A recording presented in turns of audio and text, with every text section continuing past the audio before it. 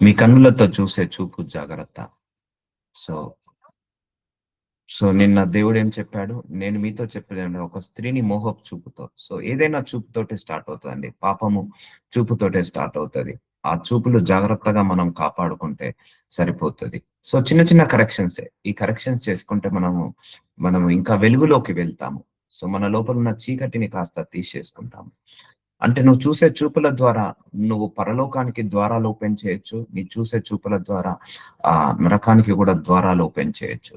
Unclean videos చూసినప్పుడు నీకు పరలోకం కాకుండా ఇటు నరకం వైపు ద్వారాలు ఓపెన్ అవుతున్నాయని అర్థము. అందుకే మనం చూసే ప్రతి వీడియో వెనకాల ఒక డెవిల్ స్ట్రాటజీ ఉంటది. గుర్తుపెట్టుకోండి. మనం చూసే ప్రతి వీడియో వెనకాల డెవిల్ స్ట్రాటజీ ఉంటుంది. అంటే నువ్వు చూసే ప్రతి వీడియో దేవుడికి సంబంధించింది కాదు. అపవాదికి సంబంధించిన వీడియోస్ కూడా ఉంటాయి. అందుకే దేవుడు జ్ఞానం అందుకే ఇచ్చాడు. అందరికీ కూడా మన జ్ఞానం ఎందుకు ఇచ్చాడు? నువ్వే చూస్ చేసుకో. మంచి ఏంటిదో నీకు తెలుసు. చెడేంటిదో నీకు తెలుసు. కష్టం ఏంటిదో నీకు తెలుసు. నష్టం ఏంటిదో నీకు తెలుసు. నీకు తెలివి వెలుగు అంటే ఏంటిదో, చీకటి ఏంటిదో అన్నీ నీకు తెలుసు అని దేవుడు చెప్తాడు. మనము జ్ఞానం ఉపయోగించి ఏది చీకటో, ఏది వెలుగో, ఏది మంచో, ఏది చెడో, ఏది నిజమో, ఏది అబద్ధమో ఇవన్నీ కూడా మనము గ్రహించుకొని మనం ముందడికి సాగాలి ఈ విశ్వాస పోరాటంలో. ఈ చిన్న కరెక్షన్స్ చేసుకుంటే ఇంకా మనం ఏంటిది ఆత్మీయంగా ఎదగొచ్చు. ఇవన్నీ ఆత్మలో ఎదగకుండా ఆపడానికి ప్రయత్నాలు. అపవాది ఏం చేస్తుంటాడంటే నిన్ను కంప్లీట్‌గా డీవియేట్ చేయాలి. నీ యొక్క కళ్ళ ద్వారా డీవియేట్ చేయడం, నీ యొక్క చెవుల ద్వారా, లేకపోతే నీ మాటల ద్వారా అన్ని విషయాలలో దేవుడి నుంచి డీవియేట్ చేయడం, దేవుడి నుంచి డిస్ట్రాక్ట్ చేయడం. నువ్వు ఆత్మలో ఎదగకుండా, ప్రార్థనలో ఎదగకుండా ఇవన్నీ కూడా అడ్డుగోడల్లాగా వస్తుంటాయి. ఒకసారి మన లోపల చీకటి వచ్చేసిందనుకో ప్రార్థన చేసుకోబుద్ధి కాదు.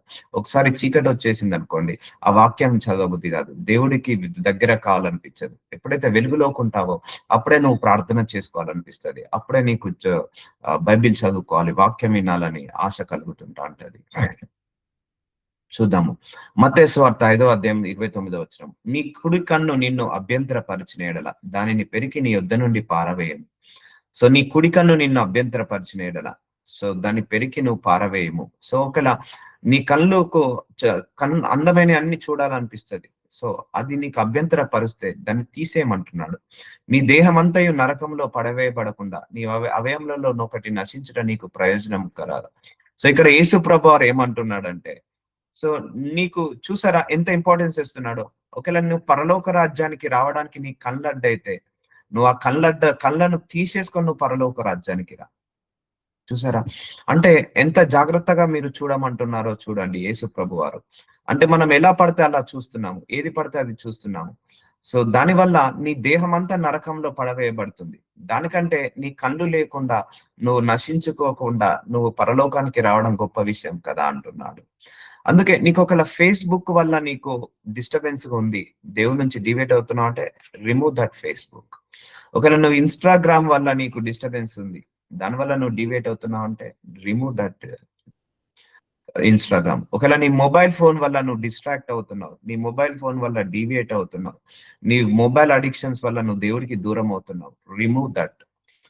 ఒకవేళ నీ ఫ్రెండ్స్ వల్ల, నీ స్నేహితుల వల్ల, నీ చెడు స్నేహితుల వల్ల నువ్వు దేవుడి దగ్గరికి కాలేకపోతున్నావు. మందిరానికి వెళ్ళలేకపోతున్నావు. Remove them. అర్థమవుతుందా అండి?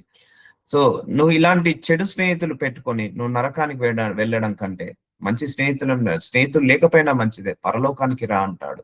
నువ్వు ఆ ఫేస్‌బుక్, ఇన్‌స్టాగ్రామ్ పెట్టుకొని చెడ్డ వీడియోస్ చూసి, యూట్యూబ్‌లో చెడ్డ వీడియోస్ చూసి నువ్వు కళ్ళు పాడు చేసుకొని, నీ దేహాన్ని పాడు చేసుకొని నువ్వు నరకానికి వెళ్ళడం కంటే పరలోకానికి రా వాటన్నిటిని తీసేసుకొని అంటాడు. అంటే ఇక్కడ దేవుడి యొక్క ఉద్దేశ్యం ఏంటిది? నువ్వు పరలోక రాజ్యానికి రావడానికి నిన్ను ఏది అభ్యంతర పడిచినా, ఈవెన్ నీ కనులు అభ్యంతర పరిచినా కూడా తీసేసేయి అంటున్నాడు. చూసారా అండి? కళ్ళ ద్వారా ఏమవుతుంది? నరకానికి ద్వారాలు ఓపెన్ అవుతున్నాయి. Hidden mystery. ఇప్పుడు అర్థమవుతుందా? వాక్యంలో ఎంత లోతుగా వెళ్తే అంత మర్మాలు మనకు బయటపడతాయి.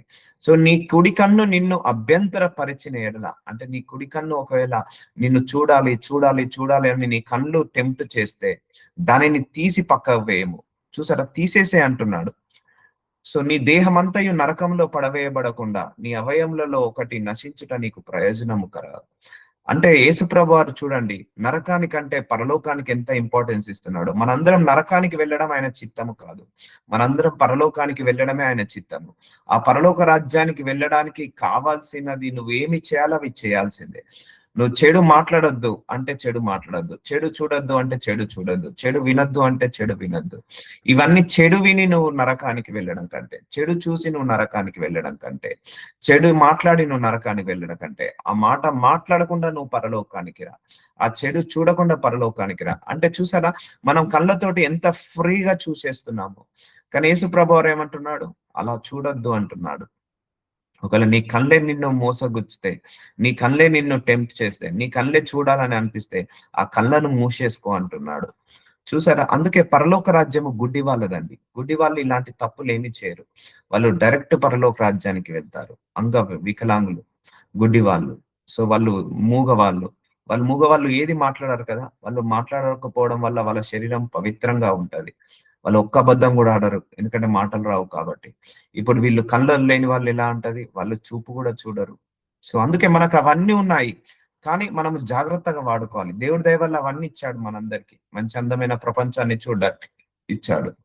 సో, అందమైన మంచి మంచి మాటలు చెప్పడానికి నోరునిచ్చాడు. కాబట్టి మనం మిస్‌యూజ్ చేసుకోవద్దు. మనకిచ్చిన ఈ గొప్ప ధన్యత మానవ జీవితం. ఈ మానవ జీవితాన్ని మనము చేతులారా నాశనం చేసుకుంటున్నాం. ఆల్‌మోస్ట్ 10, 15 సంవత్సరాలు అవుతుంది కదా! మొబైల్ ఫోన్స్ మార్కెట్‌లోకొచ్చి. ఆ 10, 15 సంవత్సరాల నుంచి ఈ లోకము చాలా ఫాస్ట్ ఫార్వర్డ్ అయింది. నేను కాదనను. అలాగే చాలా పాపంలోకి గూడా వెళ్ళిపోతుంది. ఒకవేళ నీ కుడి కన్ను నిన్ను అభ్యంతరపరిస్తే దానిని పక్కకు పెట్టేసేయి. ఒకవేళ నీకు చూస్తున్నావు, నీకు ఇబ్బందిగా అనిపిస్తే తల తిప్పుకొని ఎళ్ళిపో. నువ్వు చూడలేకుంటే తల తిప్పుకొని ఎళ్ళిపో గాని వాటిని చూసి నీ దేహమంతా చీకటి చేసుకోకు అంటున్నాడు. ఒకవేళ నీ కుడి చెయ్యి నిన్ను అభ్యంతరపరిచిన యెడల దానిని నరికి నీ యొద్ద నుండి పారవేయము. నీ దేహమంతయు నరకంలో పడకుండా నీ అవయములలో ఒకటి నశించుట నీకు ప్రయోజనము కదా! చూసారా అండి? నిన్ను ఏది అభ్యంతరపరుస్తుంది నువ్వు పరలోక రాజ్యానికి వెళ్ళడానికి? నీదేది అభ్యంతరపరుస్తుంది నీకు వాక్యము చదవడానికి, ప్రార్థనలు చేసుకోవడానికి, లేకపోతే పరలోక రాజ్యానికి వెళ్ళడానికి? అది తీసేసేయి అంటున్నాడు దేవుడు. అవన్నీ పెట్టుకొని నువ్వు నరకానికి వెళ్ళడం కంటే, అది లేకుండా నువ్వు పరలోక రాజ్యానికి రా అంటున్నాడు. అందుకే రియలైజ్ కావాలి. మనకు అవయవాలు ఉన్నప్పుడే మనము రియలైజ్ కావాలి. మన దగ్గర చాలా మందికి ధనం వచ్చిన తర్వాత దేవుణ్ణి మర్చిపోతారు. బంధువులు వచ్చిన తర్వాత దేవుణ్ణి మర్చిపోతారు. భర్త వచ్చిన తర్వాత, భార్య వచ్చిన తర్వాత, పిల్లలు వచ్చిన తర్వాత దేవుణ్ణి మర్చిపోతారు. సో, అలా మర్చిపోవద్దమ్మా. ఏదొచ్చినా కూడా నిన్ను దేవుడి నుంచి ఏది డిస్ట్రాక్షన్ చేయదు. కష్టం వస్తే దేవుణ్ణి మర్చిపోతారు. బాధొస్తే దేవుణ్ణి మర్చిపోతారు. సో, ఇవన్నీ గూడా మనము జాగ్రత్తగా చూసుకొని, ఏది నీకు డిస్టర్బ్‌గా ఉంది? ఒకవేళ నీకు జాబ్ వల్ల నువ్వు ప్రాబ్లమ్ అవుతుందా? దేవుడిని అడుగు. నాకు ఈ జాబ్‌లో వర్క్ ప్రెషర్ తీసేయి ప్రభువా. నాకు ఎక్కువగా నీతో గడపాలనే ఆశ ఉంది. నీతో సావాసం చేయాలని ఆశ ఉంది అని అడగండి.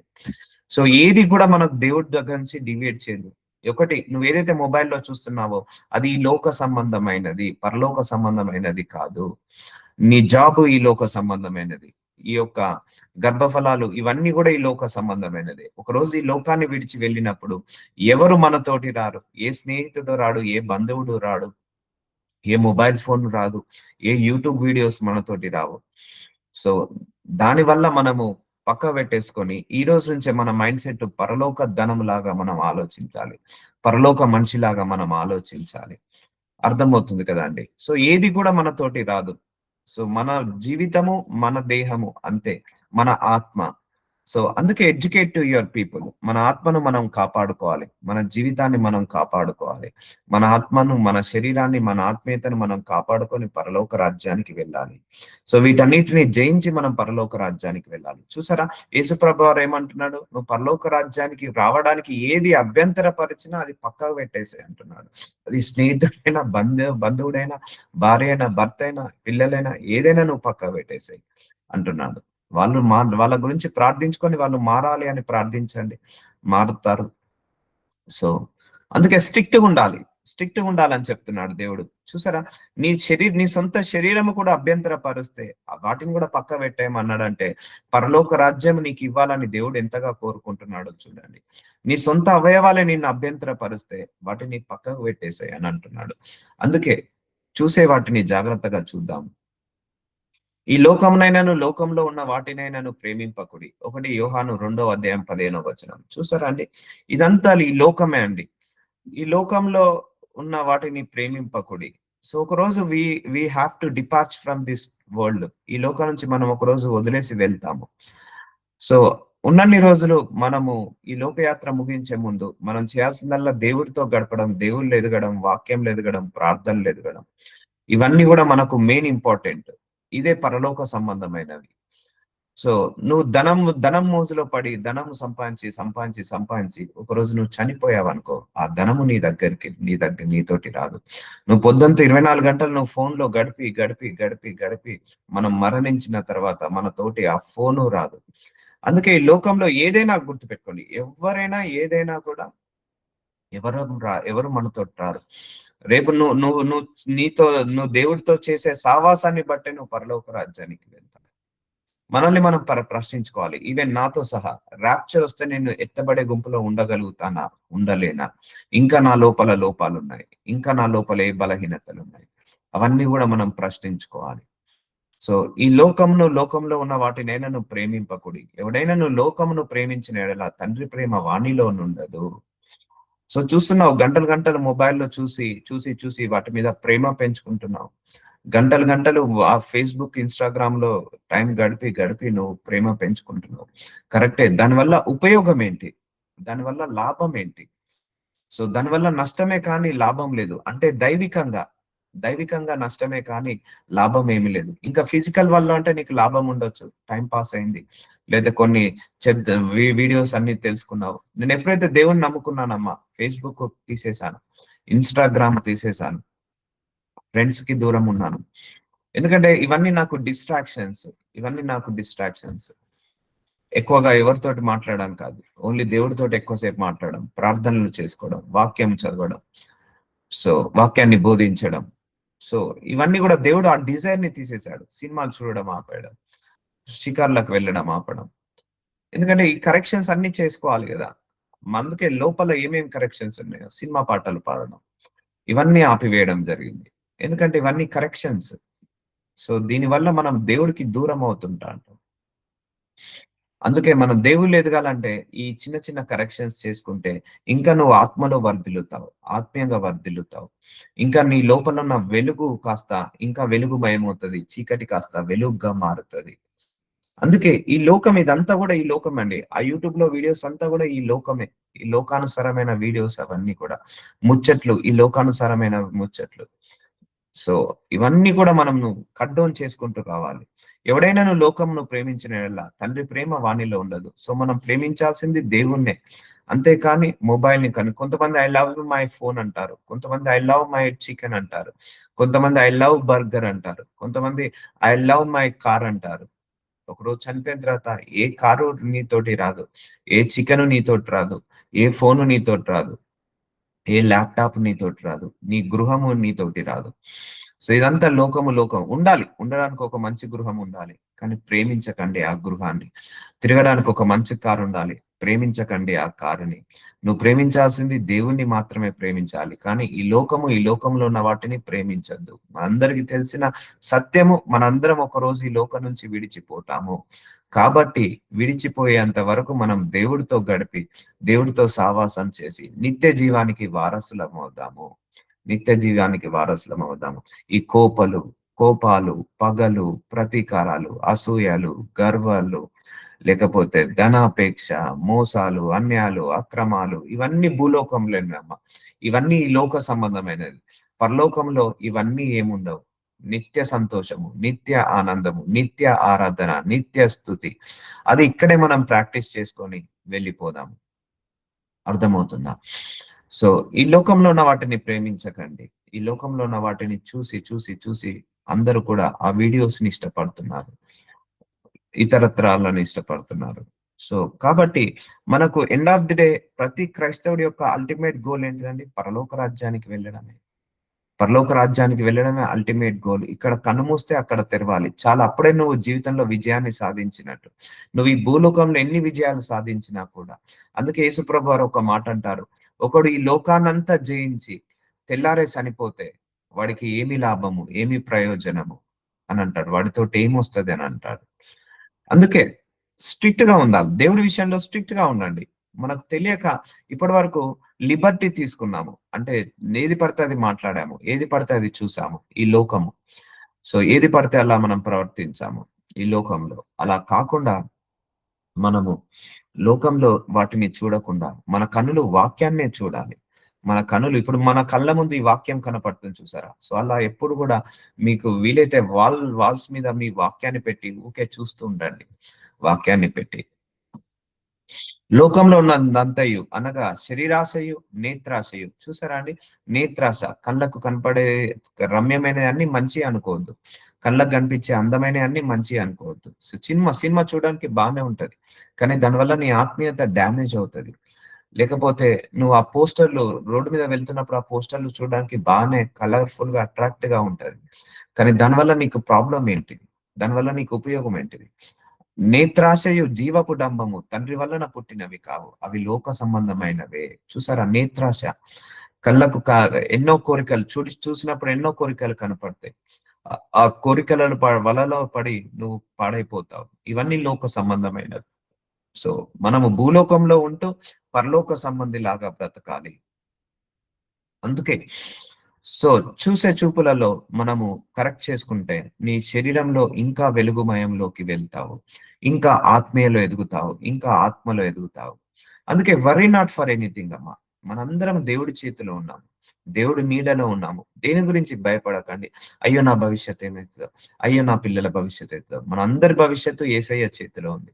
ట్రస్ట్ హిమ్, గుడ్డిగా నమ్మేసేయండి, ఆయన నమ్మేసేయండి అంతే. నా దేవుడు నన్ను ముంచే దేవుడు కాదు, మనందరినీ కూడా ఆ గొప్ప చేసే దేవుడు. ఇంతకుముందు మనందరం ఒక పాట విన్నాం కదా, నా తల్లి విడిచిన నా తండ్రి మర్చిన, నేను నిన్ను విడవజాలను మరవజాలను అంటే. సో చూసారా?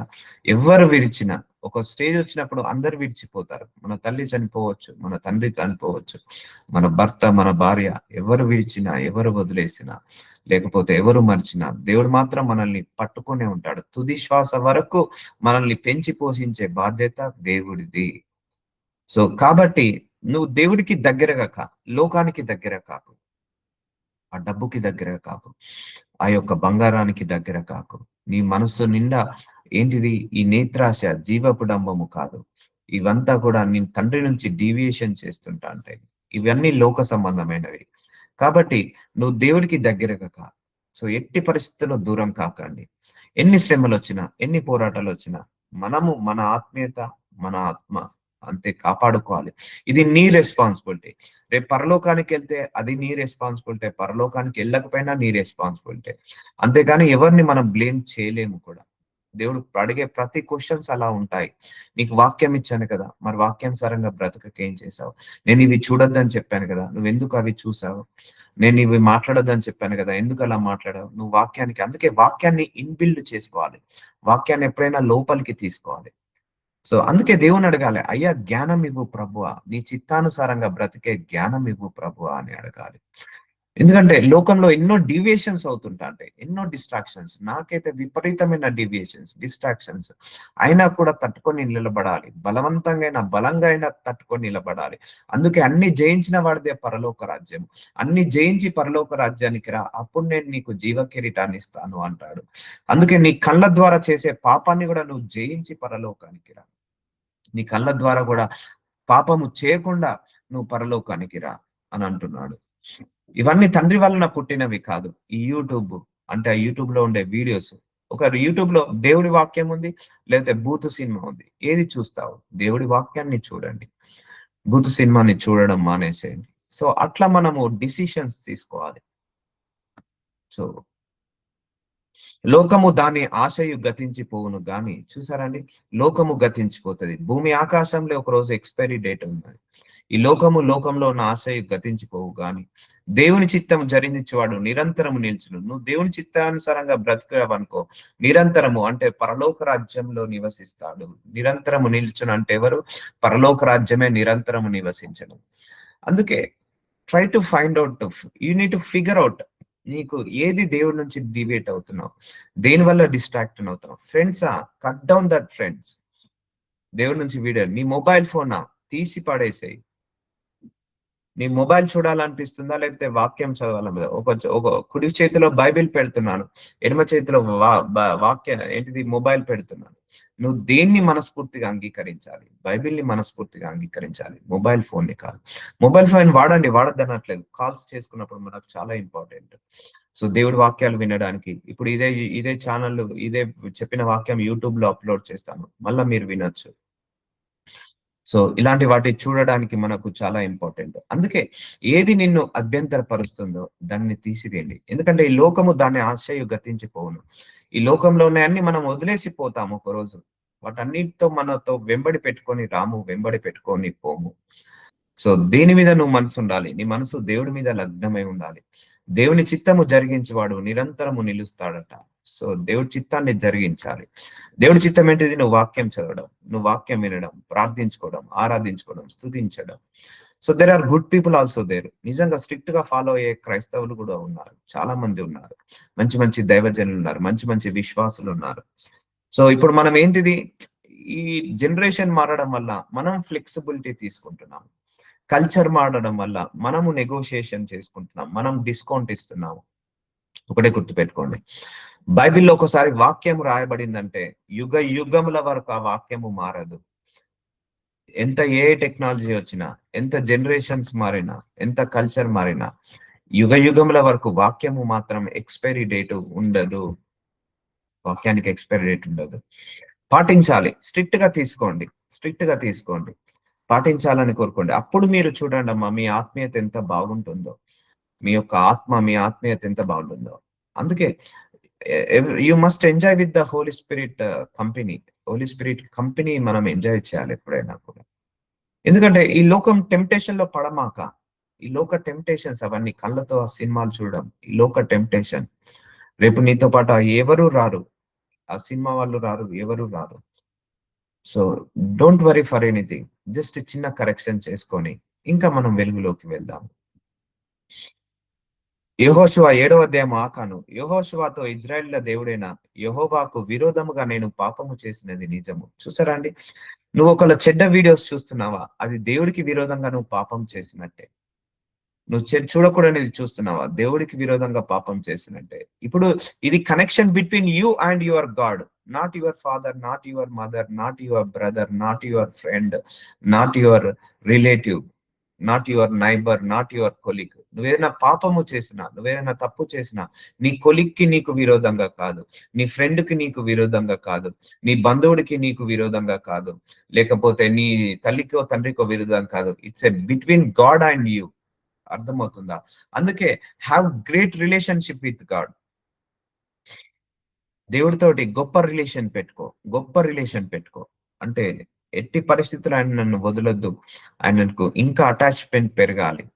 సో, నువ్వు ఏ పాపం చేసినా దేవుడికి నువ్వు విరోధంగా పాపం చేసినట్టే.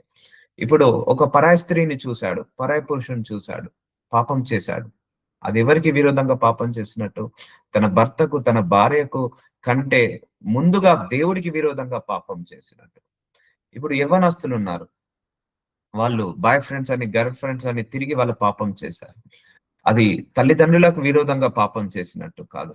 మొట్టమొదట దేవుడికి విరోధంగా పాపం చేసినట్టు. అందుకే నువ్వేది చేసినా దేవుడికి విరోధంగా పాపం చేసినట్టే. నువ్వు మంచి చేస్తే దేవుడికి అనుకూలంగా చేసినట్టు. నువ్వు చెడు చేస్తే దేవుడికి ప్రతికూలంగా చేసినట్టు. సో, మనందరిని కూడా భూలోకానికి పంపించింది దేవుడే.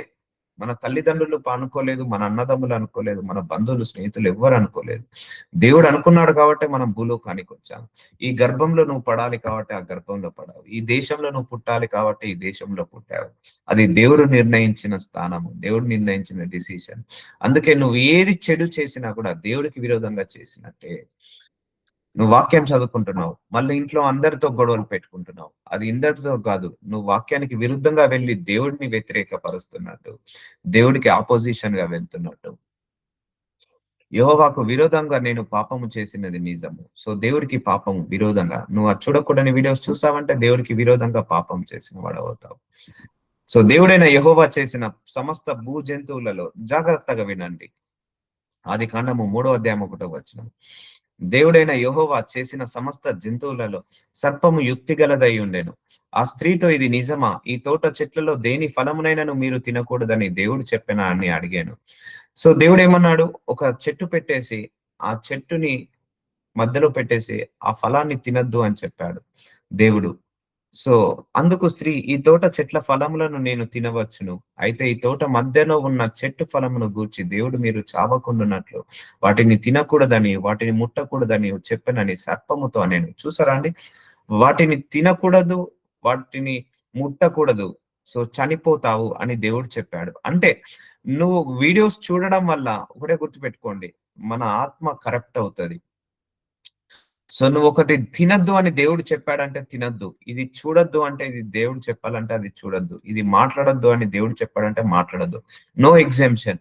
No flexibility. ఇక్కడ ఏమైందంటే అందరూ నేను ఎన్ని తప్పులు చేసినా దేవుడు క్షమిస్తాడు. నేను ఏది చూసినా దేవుడు క్షమిస్తాడని తప్పులు చేయడం ఎక్కువవుతున్నాయి. తప్పులు మాట్లాడడం ఎక్కువవుతున్నాయి. మీరు చావకుండునట్లు వాటిని తినకూడదని, వాటిని ముట్టకూడదని చెప్పునని సర్పముతో అనెను.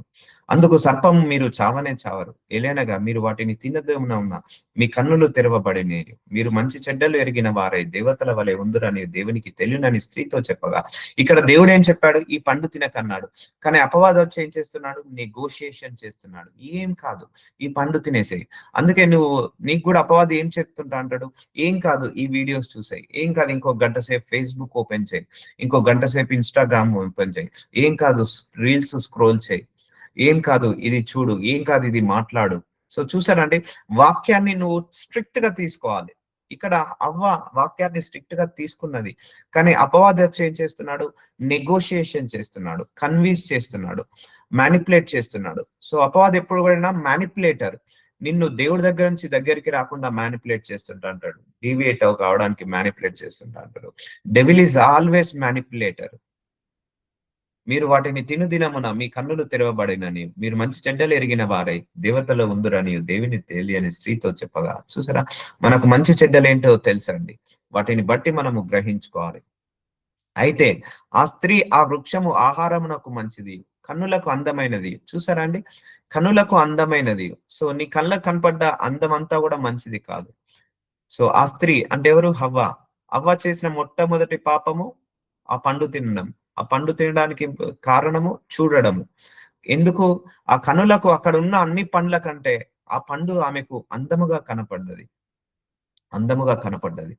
అంటే బైబిల్లో మొట్టమొదటి పాపము చూసే కనుల ద్వారా, ఆ కనుల ద్వారా పాపాన్ని తీసుకొచ్చుకున్నది. అక్కడ అన్ని చెట్ల కంటే ఆ చెట్టు బాగా అట్రాక్ట్ గా ఉంది. అన్ని ఫలాల కంటే ఆ ఫలము అట్రాక్ట్ గా ఉంది. ఆ అట్రాక్షన్ లో పడిపోయింది. చూసారండి? ఇప్పుడు ఈ కాలంలో కూడా చాలా మంది కూడా అట్రాక్షన్ లో పడిపోతున్నారా లేదా? పెళ్లి కాక ముందుకే బాయ్ ఫ్రెండ్ అని, గర్ల్ ఫ్రెండ్ అని, అందంగా ఉన్నారని, ఆస్తి పరులు ఉన్నాయని, ఆస్తి అనే ఒక అట్రాక్షన్, అందం అనే అట్రాక్షన్. పెళ్ళైనాక కూడా ఆ పరాయి పురుషుడు, పరాయి స్త్రీ ఇంకా అందంగా ఉన్నదని, నా భార్య కంటే అట్రాక్షన్. చూసారా? అట్రాక్షన్. నీ కళ్ళకు చూసే అన్ని కూడా అట్రాక్ట్ గా కనపడతాయి. ప్రతి అట్రాక్టివ్ వెనకాల డెవిల్ ప్లాన్ ఉంటుంది. వివేకమిచ్చు రమ్యమైనది ఉండుట చూచినప్పుడు ఆమె దాని ఫలంలో కొన్ని తీసుకొని తిని తనతో పాటు తన భర్తకు ఇచ్చాను, అతను కూడా తినెను. చూసారా అండి? చూడడం వల్ల అపవాది ఏం చేశాడు? నువ్వు చూడు. అపవాది ఏం చేశాడు? నువ్వు తిను. సో నిన్ను కూడా అలా ప్రేరేపిస్తాడు. నువ్వు ఇవి మాట్లాడు, ఏం కాదు, దేవుడు మంచోడే, నిన్ను క్షమిస్తాడు అని చెప్పేసి నీతో పాపం చేపించి నిన్ను క్యాప్చర్ చేస్తుంటా అంటాడు. ఇక్కడ స్త్రీని, అవ్వాని క్యాప్చర్ చేశాడా లేదా? స్త్రీని, అవ్వాని మ్యానిపులేట్ చేశాడా లేదా? So devil is always manipulator. So don't get manipulate by seeing the unclean videos. అర్థమవుతుందా? ఆ అన్క్లీన్ వీడియోస్ చూడడం వల్ల నువ్వు మ్యానిపులేట్ కాకు. అవి చూడడానికి బాగానే ఉంటాయి, అందంగా కనపడతాయి, రమ్యంగా కనపడతాయి. సో బాగుంటాయి, కనులకు చాలా ఇంపుగా ఉంటాయి. కానీ దాని వెనకాల డెవిల్ ప్లాన్ ఉంటుంది. సో అర్థమవుతుంది కదా. సో ఆమె చూడడానికి అందంగా కనిపించింది ఆ పండులో కొన్ని పండ్లు తీసుకున్నది. తను చెడిపోయింది కాకుండా తన భర్తను కూడా చెడగొట్టింది. ఇప్పుడు స్కూల్లో కాలేజీలోకి వెళ్తే యవ్వనస్తులు కూడా ఏం కాదురా ఈ వీడియో చూడు, ఏం కాదురా ఈ సినిమా చూడు, ఏం కాదురా ఈ సిగరెట్ తాగు, ఏం కాదురా ఈ యొక్క ఆల్కహాల్ తాగు అని ప్రేరేపిస్తుంటా అంటారు. So behind the devil activity is there, devil intention. అందుకే ఇవన్నీ hidden strategies of the enemy. ఇది హిడెన్ స్ట్రాటజీస్ ఎనిమీ. దగ్గరుండి పండు తినిపించాడు. వాక్యం వచ్చేసింది. సో వాక్యంలో స్థిరంగా ఉండాలి ఎప్పుడైనా కూడా. ఏంటిది? పండు తినద్దు, అది వాక్యము. కానీ అపవాది వచ్చి మ్యానిపులేట్ చేశాడు, టెంప్ట్ చేశాడు. మెంటల్ హరాస్మెంట్ జరుగుతుంటా అంటే సో ఇవన్నిటిని మనం జయించాల్సి వస్తుంది. ఇప్పుడు అర్థమవుతుందండి మనం ఎంత ఫ్రీగా చూడాల్సినవి చూస్తున్నాము, ఎంత ఫ్రీగా వినాల్సినవి వింటున్నాము, ఎంత ఫ్రీగా మాట్లాడాల్సినవి మాట్లాడుతున్నాము. సో ఇవన్నీ కూడా మనం బౌండరీస్ పెట్టుకోవాలి. సో అందుకే ఇవన్నీ ప్రాక్టీస్ చేసినప్పుడు I enjoyed the company of Holy Spirit. నా లోపలికి పీస్ ఆఫ్ మైండ్ వచ్చేసింది ఇవన్నీ ప్రాక్టీస్ చేసినప్పుడు. ఎందుకంటే ఓవర్ నైట్ లో ఎవరం మారలేమండి. కొద్ది కొద్దిగా మారుతాము. సో ఇవన్నీ హిడెన్ సీక్రెట్స్, మిస్టరీస్. ఇవన్నీ చూసారా? నీ కళ్ళ ద్వారా ఎన్ని మిస్టరీస్ ఉన్నాయో, నువ్వు చూసే చూపుల ద్వారా, నువ్వు మాట్లాడే మాటల ద్వారా ఎన్ని మిస్టరీస్ ఉన్నాయో, ఎన్ని గొప్ప కార్యాలు మనము చేయొచ్చో. సో ఎన్ని చెడు చూస్తున్నాము. తనతో పాటు తన భర్తకు కూడా ఇచ్చాను. సో చాలా మంది కూడా వాళ్ళు పాడైన వాళ్ళు కాదు, ఇంకా ఇతరులను కూడా పాడు చేస్తుంటా అంటారు. అలాంటి వాళ్ళు ఎవరున్నా నువ్వు కట్ డౌన్ కా. సో అక్కడ అనాల్సి ఉండే ఆదాము, వద్దు ఈ పండు తినద్దని నా దేవుడు చెప్పాడు, నేను తినను అంతే. తినద్దు అంటే తినను అంతే. ఎక్కడైనా వద్దు నా దేవుడు ఇది చూడొద్దు అంటే చూడను. కానీ అపవాది ఉండనివ్వడు, నిన్ను టెంప్ట్ చేస్తుంటా అంటాడు. తిను తిను తిను తిను, చూడు చూడు చూడు చూడు. ఆ చూసేదాకా నీకు ఆడ హరాస్మెంట్ వస్తుంటా అంటది. చూసేదాకా నీకు ఆ ఫిజికల్ హరాస్మెంట్, మెంటల్ హరాస్మెంట్, ఆలోచనను వస్తుంటా అంటది. అప్పుడు ఏమనాలి? I rebuke every evil thoughts which is activated against my mind అని ప్రార్థించండి. I rebuke every evil thoughts which is activating against my eyes అని ప్రార్థించండి in the name of Jesus Christ. అప్పుడు నీకు ఆ థాట్ వెళ్ళిపోతుంది. ఇప్పుడు అర్థమవుతుందా? నీకు డెవిల్ ఎప్పుడు కూడా నీ కళ్ళ ముందు ఇట్లా కనపడడు. ఒక 2 కొమ్ములు వేసుకొని నల్లటి మనిషి కనపడి. సో ఇది ఇన్ఫ్లుయెన్స్ చేస్తుంటా అంటాడు. ఇన్ఫ్లుయెన్స్.